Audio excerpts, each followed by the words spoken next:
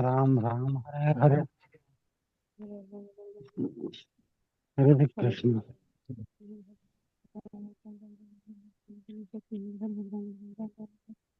हरे कृष्ण हरे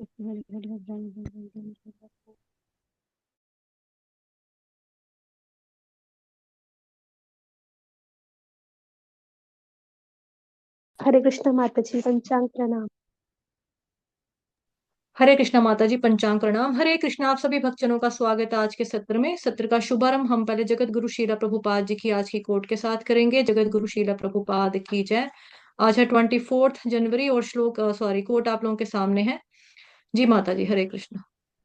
हरे कृष्ण सभी भक्तों को पंचांग प्रणाम। जगत गुरु श्रील प्रभुपाद की जय। जय। 5 और 5 जोड़ने से 10 होते हैं, 2 और 2 जोड़ने से 4 होते हैं। इस प्रकार भगवान श्री कृष्ण को प्रत्येक वस्तु से जोड़ने से वृंदावन बनता है। श्री कृष्ण को कभी ना भूलें और आप सदैव वृंदावन में निवास करेंगे। एक केंद्र को लिखा पत्र 24 जनवरी 1970। जगत गुरु श्रील प्रभुपाद की जय। भगवद गीता चैप्टर 7 भगवद ज्ञान वर्स नंबर 29। श्रीमद् भगवद गीता यथारूप की जय। जगत गुरु श्रील प्रभुपाद की जय।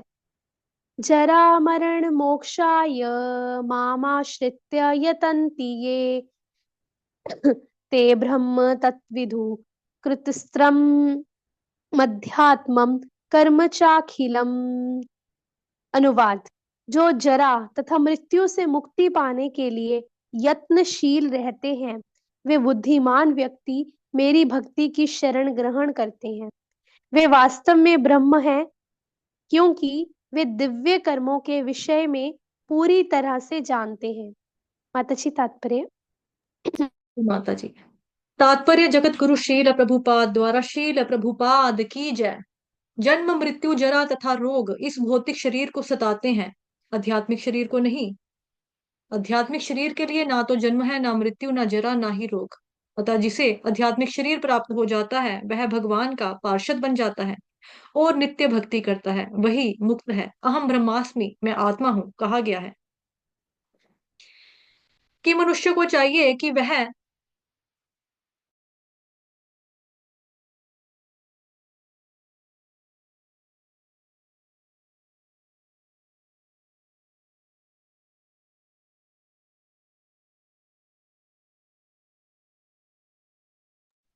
यह समझे कि मैं ब्रह्म या आत्मा हूं। जीवन का यह ब्रह्म बोध ही भक्ति है। जैसा कि इस श्लोक में कहा गया है, शुद्ध भक्त ब्रह्म पद पर आसीन होते हैं और वे दिव्य कर्मों के विषय में सब कुछ जानते रहते हैं। भगवान की दिव्य सेवा में रत रहने वाले 4 प्रकार के अशुद्ध भक्त हैं, जो अपने अपने लक्ष्यों को प्राप्त करते हैं और भगवत कृपा से जब वे पूरी तरह से कृष्ण भावना भावित हो जाते हैं तो परमेश्वर की संगति का लाभ उठाते हैं। किंतु देवताओं के उपासक कभी भी भगवत धाम नहीं पहुंच पाते। यहाँ तक कि अल्पज्ञ ब्रह्मभूत व्यक्ति भी श्री कृष्ण के परम धाम गोलोक वृंदावन को प्राप्त नहीं कर पाते। केवल ऐसे व्यक्ति जो कृष्ण भावनामृत में कर्म करते हैं, यानी कि माम आश्रित्य, वे ही ब्रह्म कहलाने के अधिकारी होते हैं, क्योंकि वे सचमुच ही कृष्ण धाम पहुंचने के लिए प्रयत्नशील रहते हैं। ऐसे व्यक्तियों को कृष्ण के विषय में कोई भ्रांति नहीं रहती और वे सचमुच ब्रह्म हैं। जो लोग भगवान के अर्च विग्रह यानी कि स्वरूप की पूजा करने में लगे रहते हैं या भव बंधन से मुक्ति पाने के लिए निरंतर भगवान का ध्यान करते हैं, वे श्री ब्रह्म अधिभूत आदि के तात्पर्य को समझते हैं, जैसा कि भगवान ने अगले अध्याय में बताया है।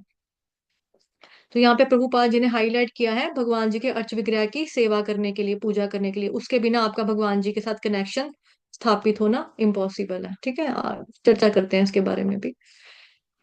हरे कृष्ण। जगत गुरु श्रीला प्रभुपाद की जय। जो जरा तथा मृत्यु से मुक्ति पाने के लिए यत्नशील रहते हैं, वे बुद्धिमान व्यक्ति मेरी भक्ति की शरण ग्रहण करते हैं। वे वास्तव में ब्रह्म हैं, क्योंकि वे दिव्य कर्मों के विषय में पूरी तरह से जानते हैं। तो बेसिकली यहाँ पर जो श्लोक में बताया जा रहा है, इस श्लोक में मोक्षकामी भक्त के बारे में बताया है वैसे तो, क्योंकि है मुक्ति पाने के लिए। यहाँ पे जो चर्चा हो रही है मोक्षकामी भक्त के बारे में की जा रही है, क्योंकि यहाँ क्या लिखा है, बुद्धिमान व्यक्ति। ये बुद्धिमान व्यक्ति मेरी भक्ति की शरण ग्रहण करते हैं, वे वास्तव में ब्रह्म है, क्योंकि वे दिव्य कर्मों के विषय में पूरी तरह से जानते हैं। ठीक है। और यहाँ पे लिखा ना माम आश्रित, नीचे जैसे हमने पढ़ा,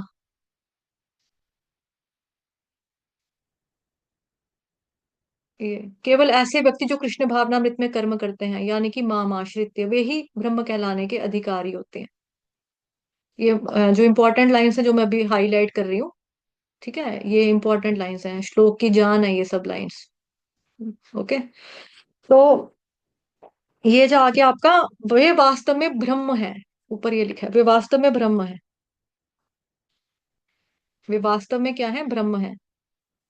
ऐसे व्यक्ति जो है वास्तव में ब्रह्म है, क्योंकि वे दिव्य कर्मों के विषय में पूरी तरह से जानते हैं।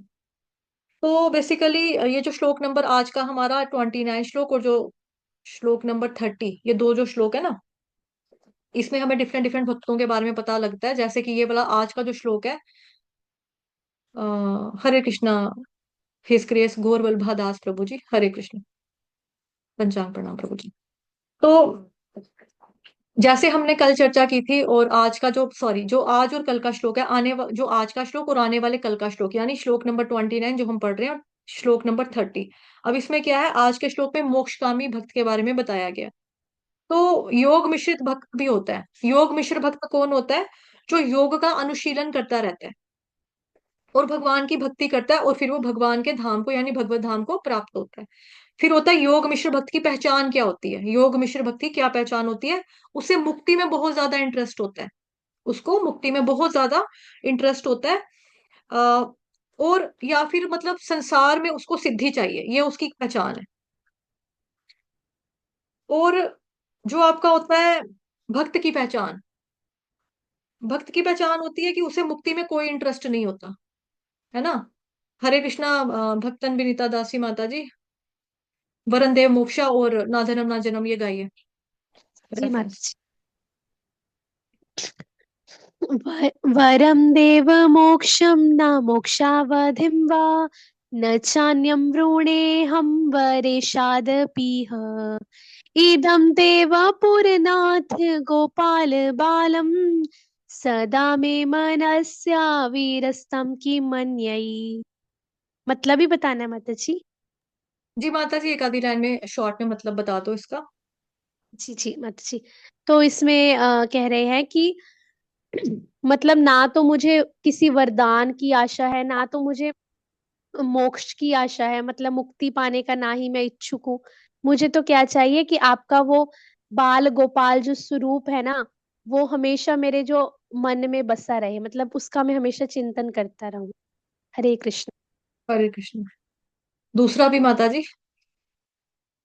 ना धनम ना जन्म ना सुंदरीम कवितां जी वा माता जगदीश। जी। ना धनम ना जनम ना सुंदरीम कवितां वा जगदीश कामये, मम जन्मनि जन्मनीश्वरे भवताद भक्तिर अहेतुकी त्वयि।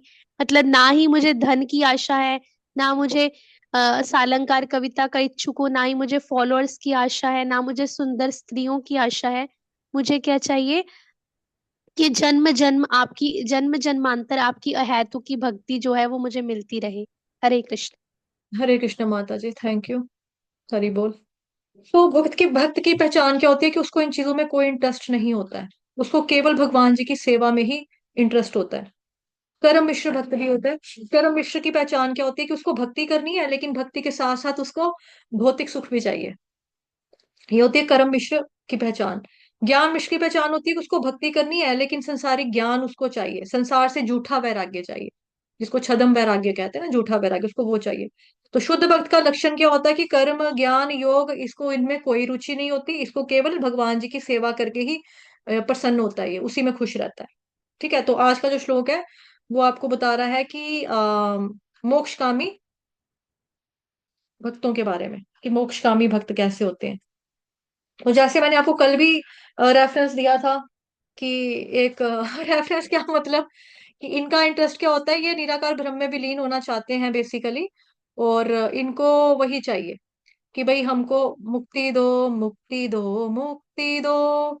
ठीक है, मुक्ति दो, मुक्ति दो, माटी से माटी को मुक्ति दो, वस्त्र से शरीर को मुक्ति दो, शरीर से आत्मा को मुक्ति दो, रोशनी को रोशनी में समा जाने दो।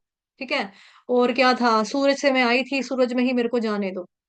तो इस तरह का ये जो बेसिकली ये जो मैंने गाया है अभी, मेरे को उसकी धुन याद नहीं है, PS2 मूवी आई थी एक, उसका ये गाना है बेसिकली। तो लेकिन यहाँ से हमको पता लगता है ये गाना जिसने लिखा है या तो वो खुद निराकारवादी है या जो फिल्म पे जिसके ऊपर ये गाना पिक्चराइजेशन हुआ है वो निराकारवादी है, बिकॉज लिरिक्स से समझ में आ रहा है ना कि वो क्या चाहता है, कि मैं रोशनी से आई थी, रोशनी में मेरे को समाना है, सूरज से आई थी, सूरज में मेरे को चले जाने दो, वहां से आई थी वहीं पे जाने दो, मुक्ति दो, मुक्ति दो, शरीर को आत्मा से मुक्ति दो, आत्मा को वस्त्र से मुक्ति दो, कुछ यूं ही, मतलब ऐसा ही है एक तरह का। तो ऐसे वाला जो आज का श्लोक है बेसिकली हमारा, ये उन्हीं डिवोट उन्हीं भक्तों के लिए बेसिकली जो कहते हैं कि भाई हमें मुक्ति चाहिए। तो अभी बेसिक बात क्या है इसमें देखने वाली, बेसिक बात इसमें ये है देखने वाली, जो सभी के लिए है, जो हम सभी के लिए है, कि भगवान की पूर्ण चेतना में स्थित होना है ना अगर हमें, तो उसके लिए भी हमें क्या चाहिए। और साथ ही जिस व्यक्ति को दीक्षा भी चाहिए ना, उसको जन्म जरा मृत्यु व्याधि इन चक्रों से आजाद होने की इच्छा कम से कम होनी चाहिए। ये तो बेसिक है, ये होना चाहिए, जरा और मृत्यु से मुक्ति पाने के लिए यत्नशील। है ना, देखो लाइन, पहली लाइन की जो शुरुआत है ट्रांसलेशन की, उससे क्या हो रहा है, श्लोक की लाइन जो है, जो जरा तथा मृत्यु से मुक्ति पाने के लिए यत्नशील रहते हैं, यत्नशील रहते हैं। तो इनको क्या चाहिए, कम से कम बेसिक इच्छा होनी चाहिए हमको, जरा और मृत्यु से आजाद होने की, मुक्ति पाने की इच्छा होनी चाहिए। अध्यात्म में जुड़ने के लिए हमारी बेसिक पहली ये मतलब एक एलिजिबिलिटी कह लो वो होती है कि हमको संसार से निकलना है, हमको संसार से निकलना है, जरा मरण से निकलना है, तब जाके व्यक्ति का अध्यात्म में इंटरेस्ट पैदा होता है। जो ये नहीं कहेगा मुझे नहीं निकलना, जो कहेगा नहीं ये संसार तो बड़े ही सुखों का घर है, सुखों का घर है, वो भक्ति की तरफ जाएगा ही क्यों, उसको सुख लग रहा है ना यहाँ पे क्यों जाएगा। तो पहली चीज यही है कि बेसिक इच्छा होनी चाहिए जन्म मृत्यु से आजादी पाने की, उसके लिए यत्नशील रहना। ठीक है, तब जाके व्यक्ति का अध्यात्म में इंटरेस्ट बन पाता है। एक्चुअली जो पहले पहले ना दीक्षा जो होती थी, हरिनाम दीक्षा, वो उन्हीं लोगों की होती थी जिनकी ये ख्वाहिश होती थी कि उनको जन्म जरा मृत्यु व्याधि से आजादी चाहिए, मुक्ति चाहिए। ठीक है, जो कि वास्तव में इस जन्म जरा मृत्यु के चक्र से छूटना चाहते हैं, निकलना चाहते हैं। जिनको संसारिक भोग करने हैं वो दीक्षा लेने नहीं जाते थे, जिनका इंटरेस्ट होता है ना संसारिक भोग भोगने का, वो लोग दीक्षा नहीं लेने जाते थे। या फिर आजकल दीक्षा एक तरह का फैशन भी हो गया है, क्योंकि मैं एक टीवी में ऐड आती थी ना, पता नहीं कौन से कॉलेज से किसने पढ़ा, मैं तो सारे वहीं जा रहे हैं, वहीं जा रहे हैं, वहीं जा रहे हैं। तो आजकल दीक्षा का भी कुछ वैसा ही हो गया कि सबकी हो रही है, मेरी हो रही है, मेरी नहीं हो रही, मतलब सबकी हो रही है, मेरी नहीं हो रही, तो मैं वो गाना भी ना, सबकी बारातें हैं डोली तू भी लाना, मतलब मैं एक तो आ रही हूँ, बाकी तो सबकी शादी हो गई, मैं ही रह गई। ऐसे ही लोगों को लगता है कि दीक्षा सभी ले रहे हैं, तो दीक्षा एक तरह का शायद फैशन है, या आजकल एक कोई ट्रेंड चल रहा है जो सभी लोग जा रहे हैं, तो हमें भी लेनी चाहिए। तो इस तरह से सब ले लेते हैं। इसीलिए अगर कोई दीक्षा लेना भी चाहता है तो कम से कम उसका डिजायर होना चाहिए, ये उसका डिजायर क्या होना चाहिए कि मेरे को भाई जन्म जरा मृत्यु व्याधि, बेसिकली यहाँ पे जरा और मृत्यु ही लिखा है। ठीक है, जरा और मृत्यु ही लिखा है यहाँ पे। जरा का मतलब होता है बुढ़ापा। ठीक है, और मृत्यु का मतलब होता है, सबको पता ही है, मौत। है ना, जो कि कभी भी किसी की भी हो सकती है। जो आया है वो जाएगा, आज नहीं तो कल सबका नंबर आएगा, किसी का पहले तो किसी का बाद में आएगा, लेकिन नंबर जरूर आएगा, ये बात पक्की है। तो ये चीज ठीक है। तो कम से कम व्यक्ति को ये डिजायर होना चाहिए कि भाई मेरे को जरा और मृत्यु से छुटकारा चाहिए, आजाद होना है मेरे को इससे। अगर उसमें ये इच्छा है तो ऐसा व्यक्ति गुरु के पास जाए, गुरु महाराज से श्रवण करे, गुरु से दीक्षा ले। यहाँ लिखा ना वे बुद्धिमान, ठीक है ना, ये सॉरी, यहाँ पे वे बुद्धिमान व्यक्ति मेरी शरण ग्रहण करते हैं। तो कृष्ण के पास जाके डायरेक्ट तो कोई छलांग नहीं लगा सकता, गुरु के माध्यम से जाना है, तो वे बुद्धिमान व्यक्ति मेरी भक्ति की शरण ग्रहण करते हैं। और वो कौन है, वही वास्तव में क्या है, वे वास्तव में ब्रह्म है, वो ब्रह्म है, वे ब्रह्म है। तो प्रभुपाद जी बोल रहे हैं कि वास्तव में ऐसे लोग को ब्रह्म के समान बोला जाता है, जो शुद्ध हो चुके हैं, वही ब्रह्म कहलाने के लायक है। ब्रह्म के समान मतलब जो शुद्ध हो चुके हैं, उसको बोला गया यहाँ पे ब्रह्म है, जो शुद्ध हो चुका है, जो प्योर हो चुका है। फिर क्या लिखा है यहाँ पे, क्योंकि वे जानते हैं क्योंकि वे दिव्य कर्मों के विषय में पूरी तरह से जानते हैं। क्या जानते हैं? दिव्य कर्मों के विषय में उनको पता है। ओहो, एक सेकंड, ये क्या जानते हैं? ये वे वास्तव में ब्रह्म है क्योंकि वे दिव्य कर्मों के विषय में पूरी तरह से जानते हैं, उनको पता है। यानी कि भक्ति के कार्य, दिव्य कर्म क्या हो गया? भक्ति वाले कार्य करना। भक्ति के कार्य जो हैं ये संसारिक कार्यों में नहीं आते, ये अलग होते हैं, क्योंकि संसारिक कार्य हमें संसार में ही बांधेंगे। आध्यात्मिक कार्य जो होते हैं वो हमको नहीं बांधते हैं संसारिक जगत में, भौतिक जगत में नहीं बांधते। तो इसीलिए यहाँ पर बताया जा रहा है कि उनको हम ब्रह्म के समान ही पवित्र मानेंगे, जैसे ब्रह्मा जी हैं, जो ब्रह्म जो है, जो ब्रह्म जो है वे निर्गुण है, सतो रजो तमो से परे हैं।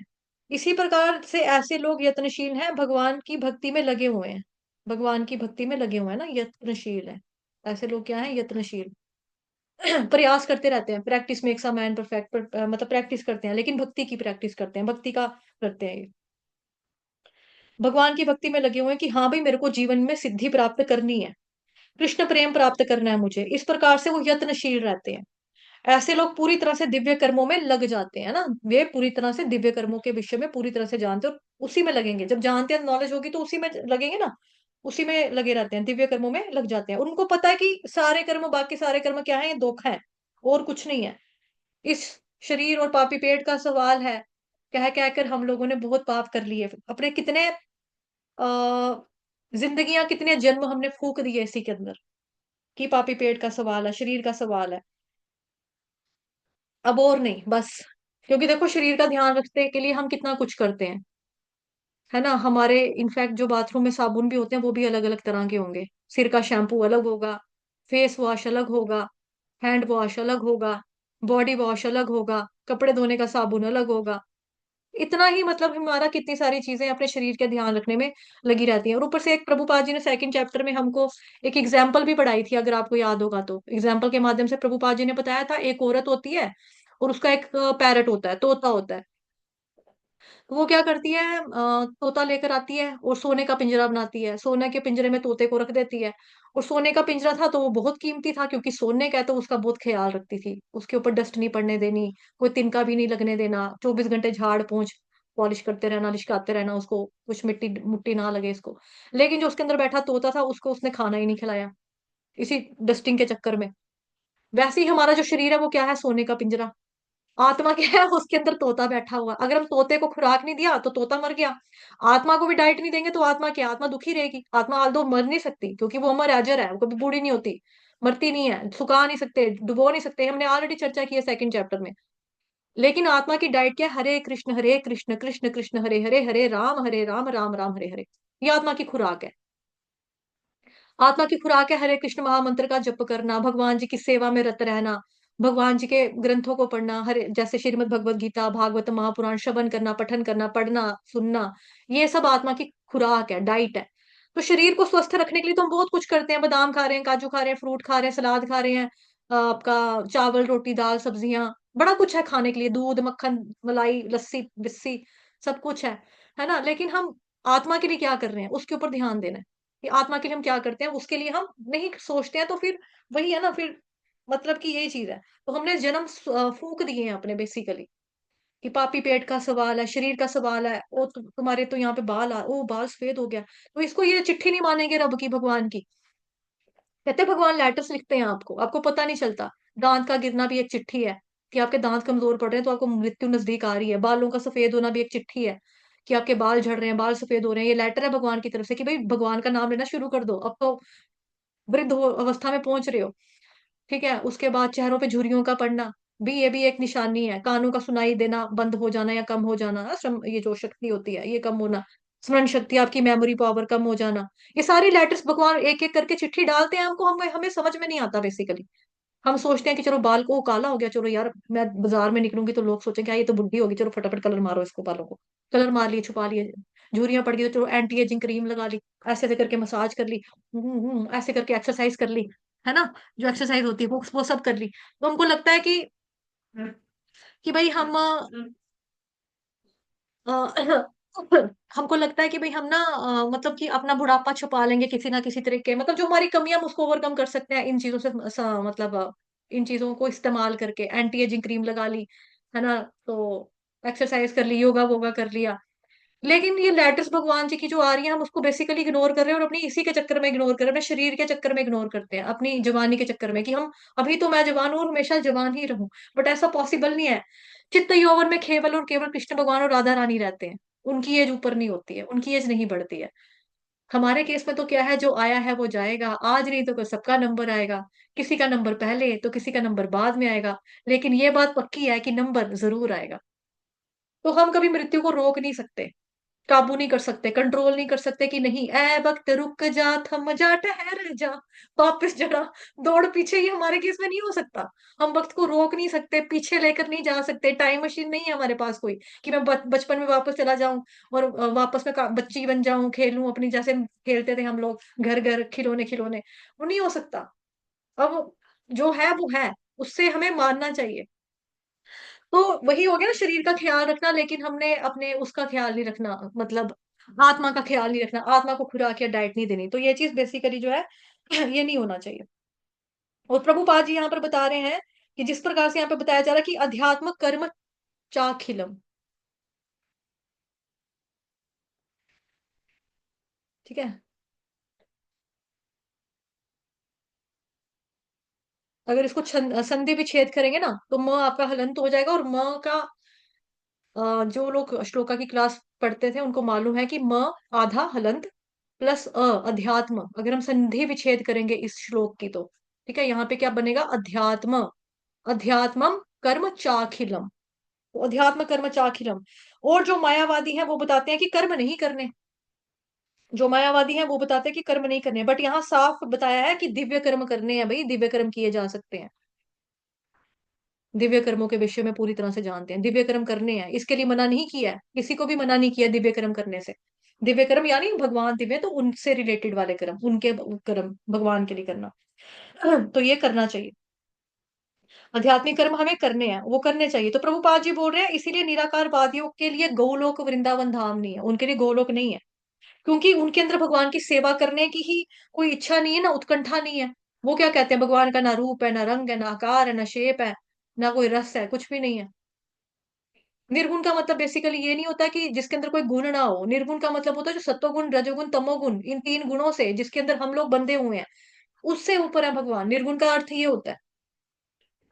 और साकार से ही निराकार आता है। फूल है तो खुशबू सूंघ सकते हैं ना हम, मान लो कि कहीं से, मतलब कि आप जैसे हम किचन में ही होते हैं कभी, मतलब अपने घर में होते हैं, तो हम सोचते हैं हाँ, हाँ किसी के घर से गाजर के हलवे की खुशबू आ रही है, हाँ, हाँ शायद कोई गाजर का हलवा बना रहा है, सूंघते हैं ना हम। तो सूंघना क्या हो गया, मतलब जो खुशबू हमको गाजर के हलवे की आ रही है, गजरेले की आ रही है, वो क्या है, निराकार। घर तो कहीं किसी का दूर है ना, हम तो खुशबू सूंघ रहे हैं, हम गजरेले की खुशबू आ रही है, कोई हलवा बना रहा है, हाँ, हाँ आ रही है, खुशबू आ रही है, तो वो क्या होगी, खुशबू सुगंध क्या होगी, निराकार होगी। लेकिन कहीं ना कहीं तो गाजर है जिसको किसी ने चूरा होगा, कढ़ाई में भूना होगा देसी घी डाल के, तभी तो खुशबू उठ रही है ना। गाजर है तो गाजर का हलवे की खुशबू आपको आ रही है, फूल है तो फूल की खुशबू आपको आ रही है, सूरज है तो सूरज की गर्माहट आपकी बॉडी फील करती है। तो हमेशा साकार से निराकार आता है, निराकार से साकार नहीं होता कभी भी।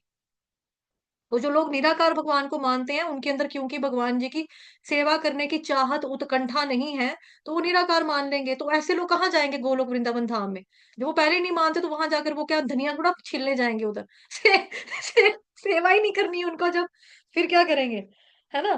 तो भगवान की सेवा करने की उत्कंठा नहीं है, इसीलिए वो लोग यहाँ पे ही रह जाते हैं, ब्रह्म ज्योति तक जा चले भी जाएंगे, फिर वापस ही आ जाएंगे, जो ब्रह्मवादी हैं, मतलब ब्रह्म ज्योति में लीन होने वाले हैं, वो ऐसे ही करेंगे। तो ये एक्चुअली बेसिकली देखा जाए तो ये ब्रह्म के लेवल पर है ही नहीं, ये ब्रह्म के स्तर पे नहीं है। उनको लगता है कि हम ब्रह्म के स्तर पर पहुंच गए हैं, बट वैसे वो रियल में नहीं है, ब्रह्म के स्तर पर नहीं है। जैसे कहते हैं ना, हर पागल को लगता है कि मैं पागल नहीं हूँ ऐसे ही उनको लगता है कि वो ब्रह्म में नहीं है, लेकिन उनको लगता है कि मैं ब्रह्म में हूँ, मैं ब्रह्म हूँ, अहम ब्रह्मास्मि, उनको लगता है कि भाई मैं हूँ, ठीक है। बट वैसा नहीं है। उनको क्यों लगता है ऐसा, क्योंकि उनको लगता है कि हमने बहुत सारे उपनिषदों को पढ़ लिया, उपनिषद का ज्ञान हमने ले लिया, तो उपनिषदों को पढ़कर कोई भी ब्रह्म के लेवल पे आ जाएगा, उपनिषद को पढ़कर ब्रह्म के लेवल पे हम पहुंच जाएंगे। बट ऐसा नहीं है, बिना भक्ति के उपनिषदों को पढ़ने वाला भी ब्रह्म के स्तर पर नहीं पहुंचेगा। ये बात क्लियरली यहाँ पर बताई हुई है कि नहीं पहुंच सकता, ठीक है, बिना ब्रह्म के बिना भक्ति के कार्य किए कोई भी ब्रह्म के स्तर पर नहीं आ सकता है, उसको भक्ति की शरण में आना ही आना पड़ेगा, आना ही आना पड़ेगा। भगवान कह रहे हैं बुद्धिमान मेरी भक्ति की शरण ग्रहण करते हैं भाई, मेरी भक्ति की शरण ग्रहण करते हैं, भगवान कह रहे हैं बुद्धिमान व्यक्ति हैं जो व्यक्ति मेरी भक्ति की शरण ग्रहण करते हैं। हाँ। तो एक सेकंड होल्ड करना, प्रभुपाद जी कह रही हूँ। प्रभु जी, भाव्या प्रभु जी, एक सेकंड, मुझे इसको एक छोटा सा टास्क देना भैया प्रभु जी को। हम्म,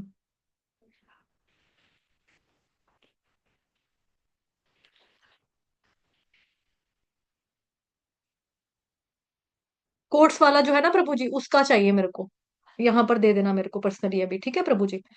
तो हाँ, ये चीज जैसे क्या बताया जा रहा है यहाँ पे, बुद्धिमान व्यक्ति मेरी शरण की ग्रहण करते हैं। तो इसके बारे में दोबारा चर्चा करती हूँ, क्योंकि इसी पे आएंगे, बिकॉज अभी प्रभु जी से मैंने कोई चीज मांगी, वो मुझे देंगे अभी, ठीक है। तो जैसा कल विनीता भक्तन विनीता माता जी ने भी आपको बताया था, माता जी आपने कल एक एग्जाम्पल दी थी, रेफरेंस दिया था हिस ग्रेस अमरिंदर प्रभु जी की क्लास का, कि वो क्लास में बता रहे थे कि हमें शरणागति लेनी पड़ेगी, शरणागति से कुछ रिलेटेड था, प्लीज उसको रिपीट करो। जी माता जी, वो डॉग वाला। हाँ माता जी। जी, तो श्री अमरेंद्र प्रभु जी, हिज ग्रेस अमरेंद्र प्रभु जी बता रहे थे कि उन्होंने श्रीला प्रभुपाद जी का कोट पढ़ा था, उसमें लिखा था कि if you don't become a servant of God, you will end up being a servant of dog. जी माता जी, एक सेकंड माता जी, एक मिनट।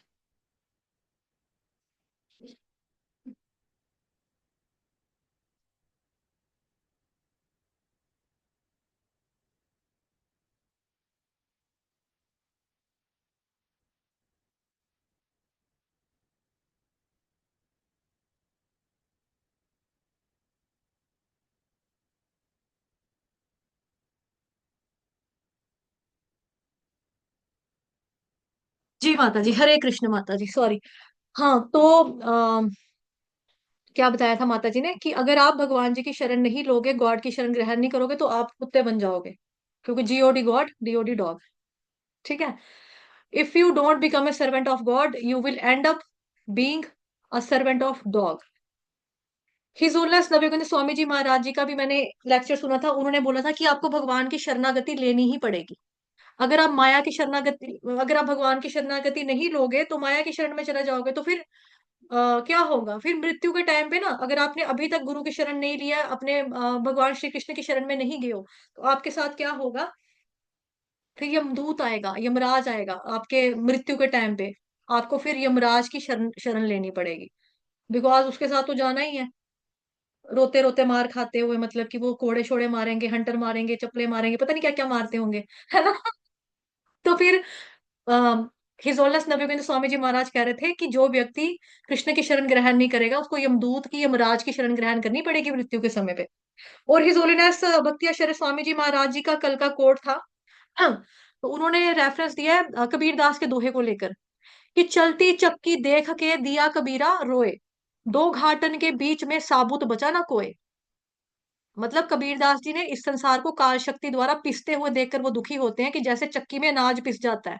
चलती चक्की देख के दिया कबीरा रोए, दो पाटन के बीच में, क्योंकि अनाज कैसे पिसा पिसा जाएगा, जैसे ये ओखली सॉर्ट ऑफ है, इसके अंदर अनाज है, ऊपर से डंडा उसको मारेंगे यूं यूं करके, तो बीच में क्या है, बीच में अनाज है ना, अनाज पिस रहा है ना, यहाँ से भी उसको लग रहा है, यहाँ पे भी पत्थर है, ऊपर से भी उसको मार पड़ रही है, तो उसको क्या हो रहा है, उसको कष्ट हो रहा है अनाज को, तो कबीरा रो रहा है कि भाई टाइम का जो साइकिल है, ये भी इसी तरह से चलता है, काल शक्ति द्वारा पिसते हुए देखकर दुखी होते हैं, जैसे चक्की में अनाज पिस जाता है। फिर क्या होता है कि उनके जो चेले होते हैं, उनके जो शिष्य होते हैं, जिसका नाम है कमाल, कबीरदास जी के एक शिष्य हैं जिनका नाम था कमाल, उन्होंने आगे उत्तर दिया, चलती चक्की देख के हंसा कमाल ठठाए, चलती चक्की देख के हंसा कमाल ठठाए, कीले से जो लग रहा ताही काल ना खाए। लेकिन उनके शिष्य कमाल हंसते हैं, क्योंकि वे देखते हैं कि जो अनाज कील पर टिका रहता है, कुंडे के ऊपर, जैसे मतलब कि भाई मैंने डंडे का एग्जांपल दिया यूं यूं करके, तो जो डंडे के ऊपर टिका टिक गया, या जो कील के ऊपर अनाज जो है वो टिका हुआ है, जैसे हम कील लगाते हैं, कील के ऊपर अनाज जो है वो बोरी टिकी हुई है वहां पे, वो पिसता नहीं है। इसी तरह से जो लोग भगवान की और भगवान के भक्तों की शरण ले लेते हैं, उन पर काल शक्ति का प्रभाव नहीं पड़ता। जो भक्तजन भगवान श्री कृष्ण की शरण ले लेंगे, भक्तों की शरण ले लेंगे, उनके ऊपर काल शक्ति का प्रभाव नहीं करता। तो यहाँ पर भगवान तभी करके बोल रहे हैं, बुद्धिमान व्यक्ति जो है वो मेरी भक्ति की शरण ग्रहण करते हैं। ठीक है, मेरी भक्ति की सॉरी मेरी भक्ति की शरण ग्रहण करते हैं, बुद्धिमान व्यक्ति मेरी भक्ति की शरण ग्रहण करते हैं, वही वास्तव में ब्रह्म है, क्योंकि वे दिव्य कर्मों के विषय में पूरी तरीके से जानते हैं, पूरे तरह से वो जानते हैं। तो ऐसा नहीं है कि भाई हमने उपनिषद पढ़ लिए तो हम इंटेलिजेंट हो गए, हम ब्रह्म के स्तर पर पहुंच गए, या हमने भगवान के बारे में थोड़ा बहुत निराकार टाइप्स थोड़ा सा जान लिया तो वो अब हम खुद भगवान बन गए। अभी हमें भूल गया है कि हम भगवान है, बाद में जब हम मरेंगे हमको याद आ जाएगा कि हम भगवान है। हम भगवान नहीं है, हम आमिर खान फिल्म के गजनी है बेसिकली, जिनको भूल जाता है कि हम कौन है। अगर हमें इतना ही भूल जाता, भगवान देखो वो होते हैं जिनको पास्ट का, प्रेजेंट का, फ्यूचर का सब कुछ का पता होता है, और सबके बारे में पता होता है, अपने बारे में नहीं पता, सबके बारे में पता है, वो है भगवान, पूर्ण पुरुषोत्तम भगवान श्री कृष्ण है। तो मायावादी फिलोसफीज का ऑलरेडी बहुत बार ही हमने खंडन किया हुआ है, प्रभुपाद जी ने बताया हुआ तरीका, और मैंने आप लोगों को लिखवाए भी हुए हैं वो सारे, कि किस तरह से, क्योंकि आप में से मैक्सिमम लोग जो है भक्ति शास्त्री करके बैठे हैं, यहाँ पे ब्राह्मण दीक्षित हैं, प्रचारक हैं, प्रचार करते हैं, है ना। तो यही है कि मतलब प्रभुपाद जी ने हमको सब कुछ बता दिया कि कैसे अगर आपका कभी सामना हो भी जाता है मायावादियों से तो किस तरह से आपको उनका खंडन करना है। आल दो प्रभुपाद जी साथ में ये भी कहते हैं कि निराकारवादी मायावादी से इनसे दूर ही रहना चाहिए, बिकॉज ये लोग तुम्हारा भी दिमाग खराब कर देंगे। खुद का तो है ही पागल आपको भी हाफ मेंटल तो बना देंगे। मतलब खैर उनका प्रभाव हम पे नहीं पड़ना चाहिए, बिकॉज वो भगवान के स्वरूप को नहीं मानते, भगवान को प्रॉपर वे में नहीं मानते हैं वो लोग। तो फिर अपने आप को भगवान कहना तो ये तो एक नास्तिकता ही वाद ही हुआ ना बेसिकली, जो अपने आप को कह रहा है कि भाई मैं ही भगवान हूँ, वो तो एक तरह का नास्तिकतावाद हुआ। उससे प्रभुपाद जी में कहते हैं कि इन लोगों से दूर रहना चाहिए आपको। हाँ, तो उनको बेसिकली क्या करना पड़ेगा, मेरी भक्ति की शरण में आना ही पड़ेगा, उसके बिना ये संभव नहीं है। इसीलिए जैसे प्रभुपाद जी ने तात्पर्य के अंदर, जो कि मैंने पहले ही आपको बता दिया, प्रभुपाद जी ने तात्पर्य के अंदर आ, अर्च विग्रह की सेवा को यहाँ पे हाईलाइट किया है। जो लोग भगवान के अर्च यानी कि स्वरूप की पूजा करने में लगे रहते हैं, या भव बंधन से मुक्ति पाने के लिए निरंतर भगवान का ध्यान करते हैं, वे भी ब्रह्म आदि भूत आदि के तात्पर्य को समझते हैं, जैसा कि भगवान ने अगले अध्याय में बताया। ठीक है, तो यहाँ पे प्रभुपाद जी ने हाईलाइट किया अर्च विग्रह की सेवा करने को, कि अर्च विग्रह की सेवा करनी है हमें, तभी हम भगवान जी के साथ कनेक्ट हो पाते हैं। बिकॉज देखो अर्च विग्रह की सेवा करने से क्या होता है, हम भगवान जी के साथ जो जुड़ते हैं, हमारा एक कनेक्शन स्थापित होता है। हम कोई भाव लेकर चलते हैं, कोई दास्य भाव लेकर चलता है, कोई साख्य भाव लेकर चलता है, कोई वात्सल्य भाव लेकर चलता है ना। जैसे हमारे ग्रुप में एक माता जी हैं, ब्राह्मण दीक्षित है माता जी, हर ग्रेस उल्लासनी राधिका देवी दासी माता जी, उनने कृष्ण बलराम की सेवा करते हैं माता जी। मैं मिली हूँ उनके कृष्ण भगवान कृष्ण बलराम से। तो माता जी का वात्सल्य भाव है उनके प्रति। और मतलब कि जब उनको खाने में लेट हो जाता है, मतलब भोजन में भोग लगाने में लेट हो जाता है, तो माता जी की छाती भारी होने लगती है, उनको लगता है कि मेरे बच्चे भूखे हैं, मेरे बच्चे भूखे हैं, तो उनका वात्सल्य भाव है। तो इसी तरह से हमें भगवान जी के साथ जो होता है स्थापित करना, अपना संबंध बनाना है, और एक किस तरह से हमें उनकी सेवा करनी है उसको हमें लेकर चलना है। ऐसे हम भगवान जी से कनेक्ट कर पाते हैं इस तरह से, कि भगवान मेरे फ्रेंड है, भगवान मेरे भाई हैं, है ना। कई होते हैं छोटे बच्चे होते हैं, लड्डू गोपाल को अपना फ्रेंड बनाते हैं कि मेरा दोस्त है मेरा दोस्त है। और कई बच्चे कहते हैं कि भाई मेरा ये मेरे भैया है, ये मेरे भैया, मेरा कोई भैया नहीं ना है, तो ये लड्डू गोपाल कृष्ण भगवान ही मेरे भैया हैं। तो कोई भैया बनाते हैं, कोई अपना पुत्र बनाता है, कोई साख्य, मतलब इस तरह से कोई भगवान जी की सेवा करता है कि परम स्वामी है हमारे, परमेश्वर है, तो ये हम इनके दास हैं, हम इनके नौकर हैं, जैसे हनुमान जी का भाव है दास्य भाव में सेवा करना। तो इसी तरह से हमें भगवान जी से कनेक्शन करना है।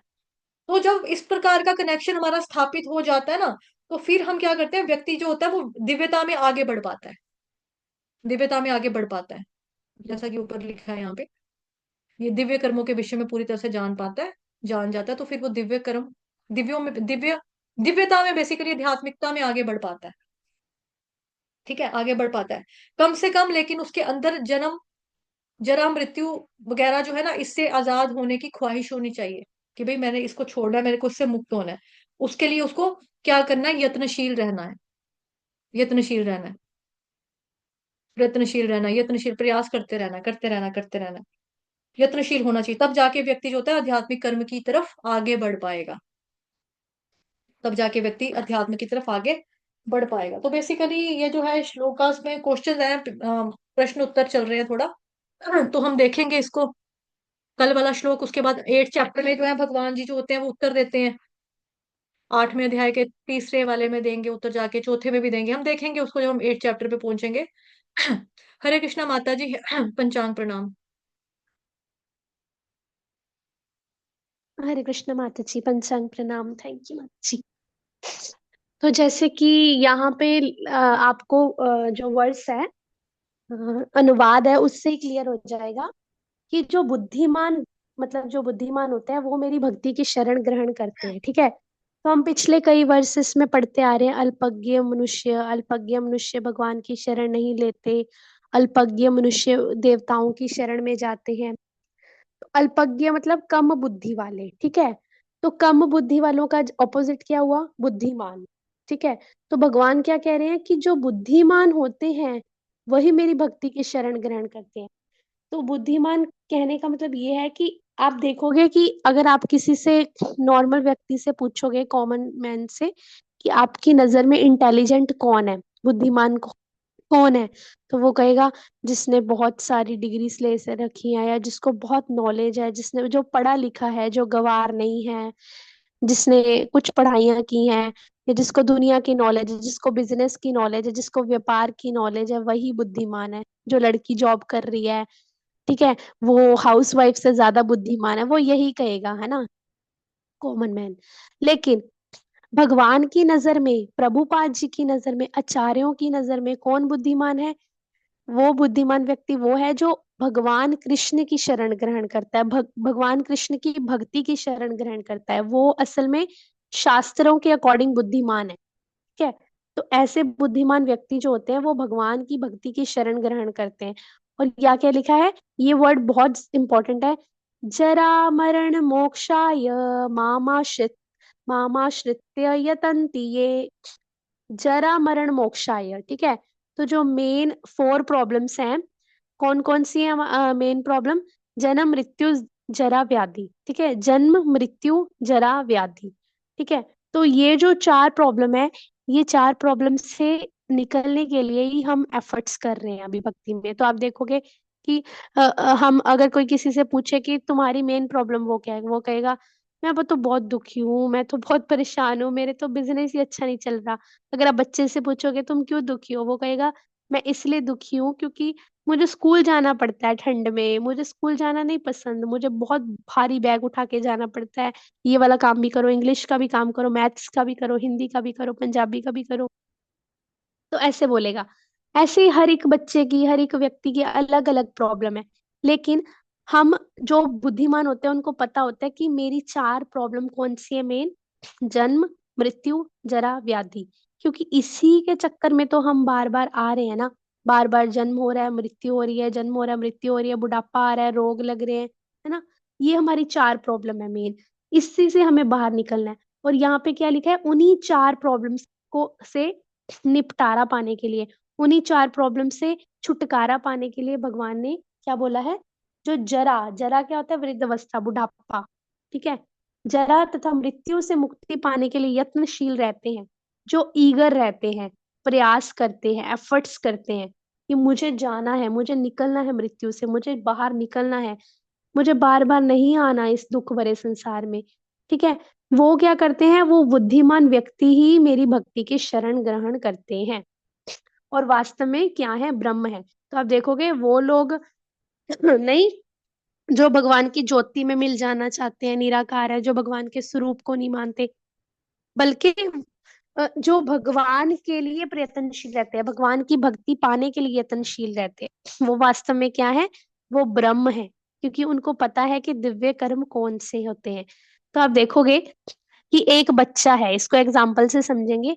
एक बच्चा है, उसको उसके पेरेंट्स ने स्कूल भी पढ़ने लगा दिया। ठीक है, स्कूल जाते के टाइम उसको कॉपीज भी ले दी सारी, उसको सारी बुक्स भी लेके दे दी, इंग्लिश की बुक ले दी, हिंदी की बुक ले दी। ठीक है, नई नई बुक्स लेके दे दी उसको, पेंसिल, रबड़, sharpener, geometry box, lunch box भी लेके दे दिया। ठीक है, स्कूल की ड्रेस भी दिलवा दी, टीचर भी अच्छी है, ट्यूशन भी लगवा दिया कि चलो बच्चे को कोई प्रॉब्लम ना हो।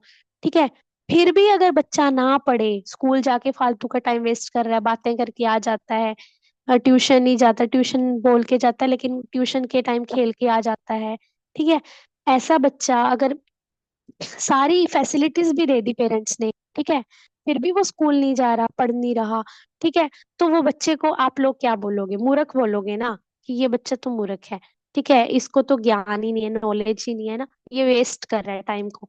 सिमिलरली हमें भी भगवान ने सब कुछ दे दिया, सब कुछ प्रोवाइड करवा दिया, प्रमाणिक गुरु की शरण दिलवा दी, ठीक है, गुरु महाराज दे दिए, प्रभुपाद जी मिल गए हमें, इस्कॉन मिल गया हमें।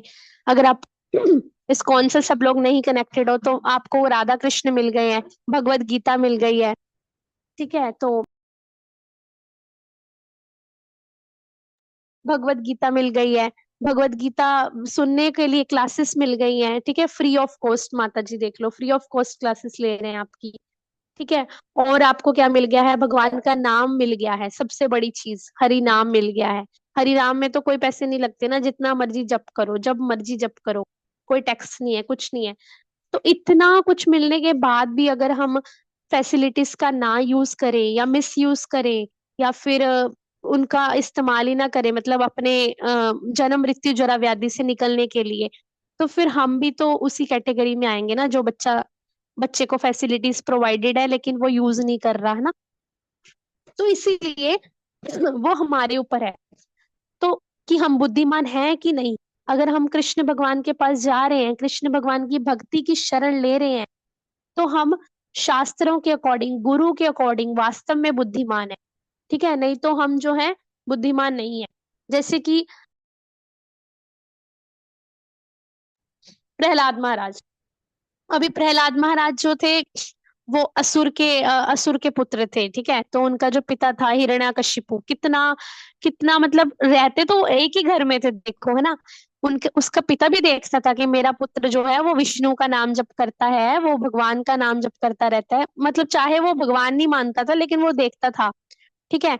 और उसको ये भी पता था कि मेरा पुत्र बहुत सियाना है ना, इसको उसको कितने अत्याचार करता था, कितने दुख देता था, फिर भी वो सी नहीं करता था, मतलब प्रहलाद महाराज उनको उनके ऊपर कुछ वो नहीं करते थे, ब्लेम नहीं करते थे हिरण्यकशिपु के ऊपर, वो बस अपना सहते रहते थे और प्रीच करते थे जब स्कूल भी जाते थे। तो प्रहलाद महाराज अपने भजन भक्ति में लीन रहते थे, कहने का मतलब ये है, ठीक है। तो कहने का मतलब है एक ही फैमिली से होके, है ना, और वो क्या था, पिता क्या था, असुर था, और बच्चा क्या था, भगवान का भक्त। तो आप देखोगे कि बुद्धिमान कौन हुआ? बुद्धिमान प्रहलाद महाराज हुए ना, क्योंकि वो भगवान की, उनको पता है कि भगवान की भक्ति सब कुछ है, ठीक है। तो हम कोई बहाना नहीं मार सकते कि हम हमारी सिचुएशन ऐसी है या वैसी है। प्रहलाद महाराज जी से तो बड़ी नहीं है ना हमारी सिचुएशन, उनसे तो छोटी है ना, ध्रुव महाराज जी से तो बड़ी नहीं है हमारी सिचुएशन, है ना। तो कैसी भी कंडीशन में हो, हमें जो है भगवान की भक्ति की शरण लेनी ही है, ठीक है, कोई भी मतलब इसके लिए एक्सक्यूज नहीं चलेगा। और आगे क्या है कि ये क्या लिखा है ये बहुत इंपॉर्टेंट लाइन है यहाँ पे, कि अतः जिसे आध्यात्मिक शरीर प्राप्त हो जाता है, आध्यात्मिक शरीर के लिए ना तो जन्म है, ना मृत्यु, ना जरा, ना रोग, अतः जिसे आध्यात्मिक शरीर प्राप्त हो जाता है वह भगवान का पार्षद बन जाता है और नित्य भक्ति करता है, वही मुक्त है। तो आप देखोगे जैसे माता जी ने अभी बोला कि आत्मा के लिए जो है, आत्मा को ना कोई काट सकता है, ना कोई भिगो सकता है, ना कोई सुखा सकता है, ठीक है ना, आत्मा मरती है, हमारी आत्मा बस दुखी होती है जब हम उसको भक्ति की खुराक नहीं देते। तो आप देखोगे जो आध्यात्मिक शरीर है हमारा, स्पिरिचुअल बॉडी, उसके लिए कोई जन्म नहीं है, कोई मृत्यु नहीं है, कोई जरा नहीं है, कोई रोग नहीं है। जब हम भगवान के धाम चले जाएंगे, क्या क्या हमें ये खांसी जुकाम बीमारियां कैंसर दर्दें होंगी? नहीं होंगी। क्या बार बार जन्म लेना पड़ेगा? नहीं लेना पड़ेगा। क्या बार बार मृत्यु होएगी? नहीं होएगी। क्या बार बार माँ के पेट में आके दुख सहना पड़ेगा? नहीं सहना पड़ेगा। क्या बुढ़ापा आएगा? बुढ़ापे में कितने बीमारियां लगती हैं, कितने दर्द होते हैं, दुख आते हैं ना, वो सब भी नहीं आएगा। तो कहने का मतलब ये है कि आध्यात्मिक शरीर जब हमें प्राप्त हो गया और भगवान के पार्षद बन जाता है और नित्य भक्ति करता है, ठीक है, तो ऐसे ऐसी जगह के लिए जहाँ पे ना जन्म है, ना दुख है, ना मृत्यु है, ना रोग है, ना जरा है, मतलब कि ना बुढ़ापा है, ऐसी शरीर के लिए हमें जो है एफर्ट्स करने चाहिए, ऐसी जगह पे जाने के लिए एफर्ट्स करने चाहिए। और आगे क्या है, अहम ब्रह्मास्मि, मैं आत्मा हूँ, ठीक है। तो ये बहुत थोड़ा सा कॉम्प्लिकेटेड चीज है। क्यों? क्योंकि हम बोल तो देते हैं मैं आत्मा हूँ, मैं ये शरीर नहीं हूँ, लेकिन हर वक्त इसको अप्लाई करना क्यों मुश्किल है? क्यों मुश्किल लगता है हमें? क्योंकि अगर हम अपना टाइम किसी और चीजों में लगा रहे हैं, मतलब हम भक्ति से रिलेटेड नहीं है, मतलब हम कृष्णा कॉन्शियसनेस में नहीं है बेसिकली, हम कृष्ण भावना भावित नहीं है, और अपने सारी एक्टिविटीज को हम कृष्ण के साथ नहीं जोड़ रहे, कृष्ण के लिए नहीं कर्म कर रहे, तो हमें फिर वो चीज नहीं रियलाइज होएगी कि हम आत्मा है। हमें लगता रहेगा हम शरीर हैं, मैं अपने शरीर के लिए कर रहा हूँ, जिसे हम कमा रहे हैं। क्यों कर रहा हूँ? मैं तो बहुत दुखी हूँ, मेरे को नहीं पसंद यार ये काम करना, मेरे को काम करना ही नहीं पसंद है। लेकिन अगर आप उसी चीज को भगवान के साथ जोड़ दो कि नहीं, मेरे को काम करना चाहे पसंद नहीं है ना, मैं इसलिए करूंगा क्योंकि ये जो पैसे आएंगे ना, उससे मैं भगवान जी के लिए फ्रूट्स लूंगा, मैं भगवान की सेवा में दूंगा, मैं गौशाला में गौ माता को चारा खिला के आऊंगा क्योंकि भगवान को बहुत पसंद है, मैं करूंगा, मैं एफर्ट्स करूंगा, मैं इवन के मैं काम करते करते मैं भजन भी सुनूंगा, भगवान के लेक्चर भी सुनूंगा, मैं डिवोटी से भी बात करूंगा, डिवोटी से बात करते करते उनके साथ भगवान की चीजें पढ़ूंगा। ठीक है? तो इस तरीके से अगर वो व्यक्ति उस चीज को भगवान के साथ जोड़ देगा ना, तो उसको क्या होगा, उसको वो चीज मतलब मुश्किल नहीं लगेगी, दुख नहीं देगी, क्योंकि उसकी जो चेतना है वो कैसी है, कृष्ण भावना भावित है। तो कहने का मतलब ये है कि हर एक चीज को हम भगवान के साथ अगर जोड़ देंगे, तो फिर हमें वो चीज रियलाइज नहीं होगी कि मैं ये शरीर हूँ। अगर हम ये सोचेंगे ना कि मुझे ये काम ही नहीं करना, मुझे तो दो रोटी के लिए इतना दुखी वाला काम करना पड़ रहा है, इतना बड़ा काम करना पड़ रहा है, तो दैट मीन्स हम क्या है, हम अभी भी मान रहे हैं मैं शरीर हूँ। क्योंकि हमारी मेंटेलिटी क्या है कि ये मैं अपने शरीर के लिए कर रहा हूँ, मैं अपनी रोटी कमाने के लिए कर रहा हूँ, तो फिर तो हम दुखी होंगे ही ना। ठीक है? तो ये चीज को प्रैक्टिकल लाइफ में अगर अप्लाई करना है कि मैं ये आत्मा हूँ, तो अपनी कोई भी एक्टिविटी अगर आप कर रहे हो, पढ़ाई कर रहे हो, जॉब कर रहे हो, खाना पका रहे हो, जैसे कभी कभी क्या होता है, खाना बनाना हमें बहुत बोरिंग लगता है, है ना? वैसे तो नो डाउट खाना बनाना अच्छा लगता है हमें, बट कभी कभी क्या होता है, ऐसी सिचुएशन आ जाती है कि ले फिर से रोटियां बनाओ, फिर से खाना बनाओ। लेकिन अगर उसी खाने को, जैसे कि आप भजन चला लो या फिर कोई लेक्चर सुन लो, है ना, हरि नाम की महिमा के ऊपर लेक्चर चला लो, और खाना बनाते बनाते आपके कान कहाँ है, लेक्चर में है। आप भले ही खाना बना रहे हो, लेकिन आपके कान कहाँ है, जय जय राधा रमन, हरे कृष्णा कृष्णा कृष्णा साथ में आप बोल रहे हो।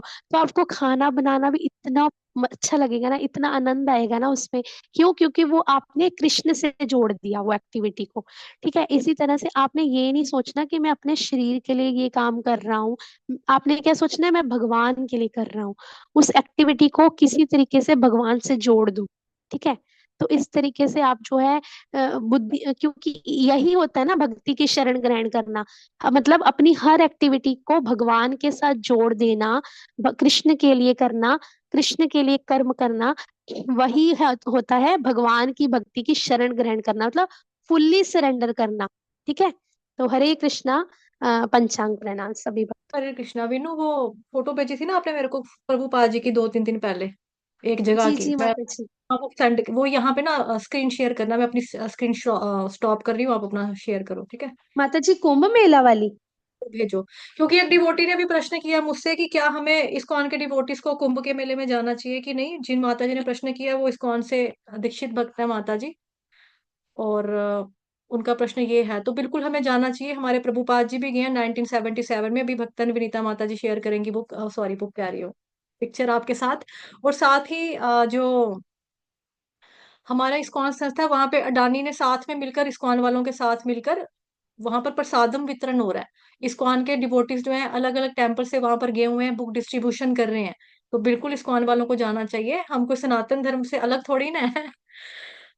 तो आप वहां पे जाओ, साधु संत वहां पर हैं, सन्यासी हैं, सन्यासियों के चरण पड़े हुए हैं वहां पर इतने सारे। और ये जो मौका है 144 साल के बाद आया है।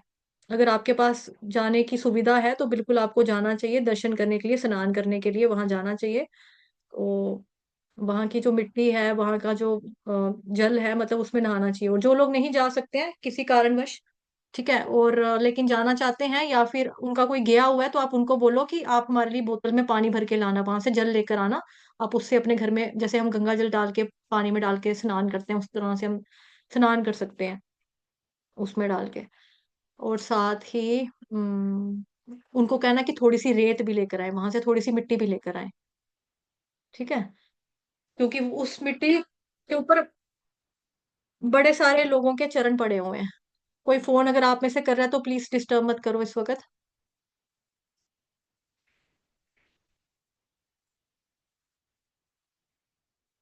ये देख लो फोटो, माता जी दिखाओ माता वापस। जी वही हाँ शेयर आई थी, हुआ था।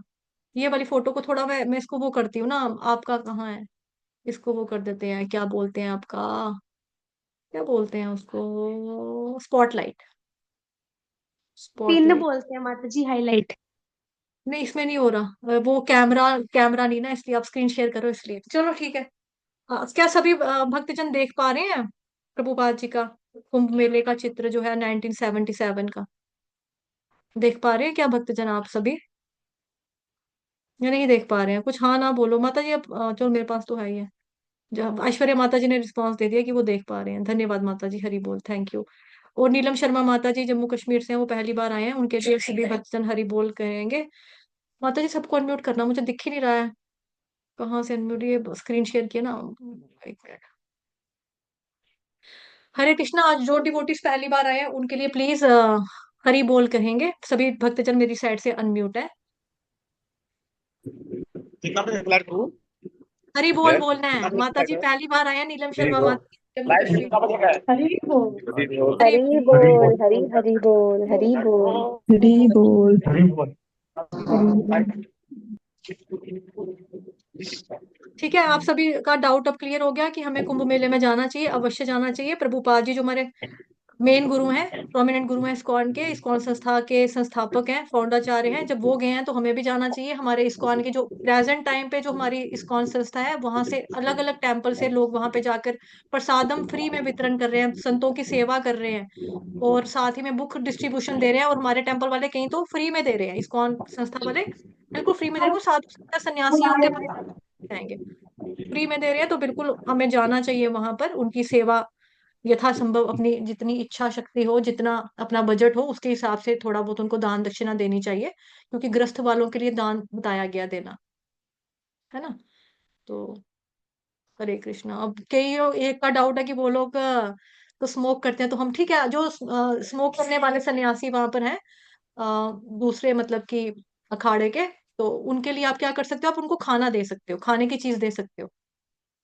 पैसे मत दो, अगर आपको ये लगता है कि पैसे से वो अगर स्मोक करेंगे, सिगरेट पिएंगे, तो आप ऐसा करो, आप उनको खाने की चीज दे दो, पानी की बोतलें दे दो, है ना, जल का दान, पानी पीने की प्यास लगती तो पानी की बोतल से जो वो उनको आप दे सकते हो। फ्रूट ले जाओ, केले संतरे दे सकते हो, है ना, फ्रूट दे सकते हो। पनीर का पकौड़ा बना लो, पनीर के पकौड़े दो दो तीन तीन चार चार, जैसा आप बांटना चाहो वैसे बांट सकते हो। तो चीजें तो बहुत सारी है, देख रहे हैं, दिखाई दे रहा है। जी माता जी, हरे कृष्णा नीलम माता जी, जी बताइए। हरे कृष्णा माता जी, धन्यवाद, प्रणाम। कृष्ण माता जी, हरे कृष्ण। माता जी बहुत अच्छी, पहली बार ही आई हूँ पर बड़ी अच्छी लगी क्लास। मैं सुनती रहती हूँ क्लासेस में, बोल लेती हूँ, पर माता जी एक श्लोक पे आपने जितना अच्छे से समझाया ना, तो ये ऐसे मतलब भूलेगा नहीं, क्योंकि ऐसे तेजी से तो सभी चलते हैं लेकिन हम छूट जाते हैं पीछे, ना हम आगे वालों के साथ ना पीछे, बीच में ही रह जाते हैं। पर माता जी आपने बड़ा अच्छे से टाइम दे के हमें इतना अच्छे से समझाया, तो बड़ा अच्छा लगा मुझे। और मैं, और जब भी बड़ा मजे से पूरा हो गया, सुबह 4 बजे पहले भी करते हैं, लेकिन इतना नहीं होता, मतलब थोड़ा रहे, एक घंटा, मतलब इतना अच्छे से 4 बजे से अभी तक का जब भी पूरे दिन में जब करने के लिए बड़ी टेंशन रहती थी कि पूरा नहीं हो पा रहा है, तो सुबह से जब भी अच्छे से हो गया, और क्लास भी बड़ी अच्छी लगी, और समझ भी अच्छे से आया। माता जी आपने हमारे लेवल का समझा दिया, हम जैसे हम मतलब हमारा जितना लेवल है उस हिसाब से आपने अच्छे से समझाया, हमें बड़ा अच्छा लगा। और अब कुंभ मेले वाली बात है माता जी, जो जिसे से पूछते हैं, कोई बोलता है जाना चाहिए, कोई बोलता है नहीं जाना चाहिए, तो मैंने इसलिए चुप प्रूफ दे रहते हैं। दिया आपको ना, तभी तो मैंने सबूत दिया है, प्रभुपाद जी खुद गए हैं। जी जी माता जी, हाँ हम देखा भी। प्रभुपाद जी के फॉलोअर्स हैं, हम उनके पद चिन्हों पे चलने वाले हैं, उनका अनुगमन करने वाले हैं, उनके अनुयायी हैं। जब वो गए हैं तो जी हमें भी जाना चाहिए वहां पर जाकर। जी जी बट माता जी। कंडीशन वही चलती है कि जैसे हम वृंदावन में भी जाते हैं तो हमें बोला जाता है कि दर्शन करके फौरन आओ, क्योंकि आप लोग अपराध कर देते हो। वैसे ही हमें वहां पे जाके अपराधी नहीं बनना है, क्योंकि आप वीडियोस तो आप लोगों के सामने आ रही हैं, वहां पर क्या है क्या चल रहा है सब कुछ पता है। अपने घर के किसी जेंट्स के साथ रहो, उसके संरक्षण में रहो, सेफ तरीके से जाओ, दर्शन करो, नहाओ, आशीर्वाद जो है लो। जो अगर कुछ फोर्स कर रहा है कि दो दक्षिणा दो, हाथ जोड़ दो, हरे कृष्णा बोल दो, हर मतलब कि मुंह से कुछ नहीं बोलना, अपराध नहीं करना, बिकॉज सन्यासी हैं जो भी है। तो वो चीज, और बाकी आपने जो तारीफ की उसका क्रेडिट सारा का सारा जाता है आल गुरु जगत गुरु शीला प्रभुपाद की जय, गुरु महाराज की जय। और मेरा पार्टनर इन क्राइम विनीता माता जी, उनके उनकी भी, और हरे all Krishna. Glories to Guru and Gauranga. जी, हरे और कृष्ण। अगर कोई ग्रुप से कोई आपके नाउन में कोई जा रहा है अगर कोई कुंभ स्नान के लिए, तो प्लीज हमें भी थोड़ा बताना, क्योंकि ऐसे भक्तों के संग जाने के लिए अच्छा रहता है, और भक्तों का संग मेरे पास बहुत कम है, मुझे भक्तों का संग नहीं मिलता, मैं अकेली हूँ जहाँ पे ना, मैं मैं उधमपुर ना मालूम है जम्मू। माता जी, मालूम है मेरे को उधर का सब कुछ। पता है मेरे को। मैं ऐसी तो हूँ तो मैं बिल्कुल ऐसे अकेली हूँ ना, मैं जो मेरे साथ भक्तों का संग है ना, मैं मंदिर इतने मंगल आरती में जाने के लिए घर से भी कोई साथ नहीं है, तो बस जी जी, घर में ही मालूम है है जो आपका है, बस एरिया इस्कॉन हो थोड़ा, गई। आपका एरिया बैकवर्ड पड़ता है ना, वहां पे काफी दूर पड़ता है आपको, मालूम है मेरे को माता जी उधर का। तो फिलहाल हमारे यहाँ से तो तो जो जा भी रहे हैं ना डिवोटीज, अलग अलग जा रहे हैं, कोई साथ को जा रहा है, कोई होकर आ गया, कोई ऑलरेडी वहां पर है, कोई वापस आने वाला है, तो सभी इसी फैमिली के साथ जा रहे हैं। ठीक है, फैमिली के साथ जा रहे हैं, अच्छा, तो अगर मैं इतना कर सकती हूँ, अगर मैं गई तो मैं जल ला सकती हूँ। अगर जब थोड़ा बता देना हमें, क्योंकि क्योंकि क्या अगर मैं गई तो, पता। अगर मैं और सिर्फ मेरे हस्बैंड जाएंगे, पहले हमारा प्रोग्राम था एक कपल और जाएगा, अंकल आंटी जाने वाले थे और मेरी मदर जाने वाले थे, लेकिन सुनने में आ रहा ना वहां पे पैदल काफी ज्यादा चलना पड़ेगा, तो मेरी मम्मा की 74 एज है, वो नहीं चल सकेंगे, उनको प्रॉब्लम है। तो फिर भी मतलब कि मेरे हस्बैंड कह रहे हैं, अगर गाड़ी भी में लेकर जाएं बाय, मतलब बिल्कुल वहां पे भी उतारेगी तब भी मम्मा के लिए मुश्किल है, क्योंकि भीड़ बहुत होगी तो उनको हैंडल करना थोड़ा मुश्किल रहेगा। तो फिर मम्मा ने खुद ही बोला कि अब मैं नहीं जाऊंगी। तो फिर अगर मैं और मेरे हस्बैंड ही जा रहे हैं, ऐसे में आपको मैं बोलूं कि हाँ आप भी चलो, तो फिर थोड़ा सा वो हो जाएगा, आपके लिए ऑकवर्ड हो जाएगा। या तो आपके हस्बैंड चलिए, चले, अगर कपल कपल चल रहे हैं तो मुझे कोई दिक्कत नहीं है। बस बड़े दिन से वॉइस लोग ब्रेक हो रही बोले है हाँ माता जी, देखते हैं, क्योंकि कोई टिकट। आवाज ब्रेक जी, हो रही है आपकी। वो तो पता नहीं माता जी, यहाँ सिग्नल की प्रॉब्लम है बड़ी, हर बार यही होता है, आवाज में ब्रेक होती है बस। जी जी, और अभी ठीक आ रही माता जी। ये तो है कि हाँ, अगर कभी होगा तो इन्फॉर्म कर देना, बता देना सिर्फ, क्योंकि मैं बोल रही हूँ उनको, लेकिन ये थोड़ा टिकट की प्रॉब्लम नहीं। और माता जी जम्मू से बस। बस में माता जी कहाँ से जाएंगे, बहुत दूर पड़ेगा, सारा कमर कुमर का जनाजा निकल जाएगा बस में जाएंगे तो। बाय रोड बहुत ज्यादा लंबा पड़ेगा माता जी। अपनी गाड़ी हो भले ही जितनी मर्जी कंफर्टेबल हो, लेकिन इतना लंबा ट्रैवल करना थोड़ा मुश्किल हो जाएगा ना, कमर का तो जनाजा निकल जाएगा। ट्रेन जी, भी डायरेक्ट लगी है वहां की, लेकिन हाँ ऐश्वर्या माता जी बता रही है ट्रेन की टिकटें वो मतलब डायरेक्ट लगी हुई है ट्रेन, लेकिन टिकटें जो है वो दिल्ली से भी अवेलेबल है, और जो वहां चलती ना क्या, वंदे भारत, उसमें भी ट्रेन नहीं है अवेलेबिलिटी, मेरी एक फ्रेंड बता रही थी। जाइनी निर्मल यमुना देवी दासी, हरग्रेस निर्मल यमुना देवी दासी माता जी बता रहे थे, वो टिकट्स वहां पे भी अवेलेबल नहीं है, सब वेटिंग पे है। 45 वेटिंग चल रही है, 16 17 चल रही है, जिसने जैसे जैसे बुक करवाई है, तो थोड़ा मुश्किल है। माता जी टिकट, माता जी मुझे टिकट की थोड़ी इतना इशू नहीं है, क्योंकि मेरे हस्बैंड भी रेलवे पुलिस में है ना, हाँ तो हाँ। ठीक है। फैमिली के ओके। लिए तो हम, हमारा कोटा लागू होता है, फैमिली के लिए हो सकता है, लेकिन घर से निकलना मुश्किल है, इनका वो बहाने मारते हैं, तो नहीं तो इनके लिए तो टिकट भी फ्री है, सारा कुछ, हम तो फैमिली को ले भी जा सकते हैं साथ में, पर जी ये थोड़ा डरते हैं, तो मैं सोच रही हूँ भक्तों का संग मिल जाए तो वो अच्छा रहेगा। जी ये माता जी, ठीक। चलिए ठीक है, वाञ्छा कल्पतरुभ्यश्च कृपा सिन्धुभयेव च पतितनां पावनेभ्यो वैष्णवेभ्यो नमो नमः। अनंत कोटि वैष्णव वृंद की जय, जगत गुरु श्रील प्रभुपाद की जय, श्री कृष्ण चंद्र भगवान की जय, ग्रंथराज श्रीमद् भागवतम महापुराण की जय, श्रीमद् भगवत गीता यथारूप की जय, आज की अनंत की जय, आप सभी भक्तों की जय। कृष्ण देवी कृष्णा दासी विनीता माता जी कह रही, माता जी फिर तो आपको मौज है, फ्री में, फ्री में हमारा भी करवाओ जाना। ठीक है। चलो ठीक है, हरे कृष्णा, कल मिलते हैं सेम समय पर, और चैंटिंग सेशन में प्लीज प्रॉपर टाइम पे आ जाया करो, और कैम माइक ऑन करके आवाज आनी चाहिए प्रॉपर, कि मुंह से बोल रहे हो कान से सुन रहे हो होना चाहिए, ठीक है। हरे कृष्णा, धन्यवाद, पंचांग प्रणाम सभी बच्चों को।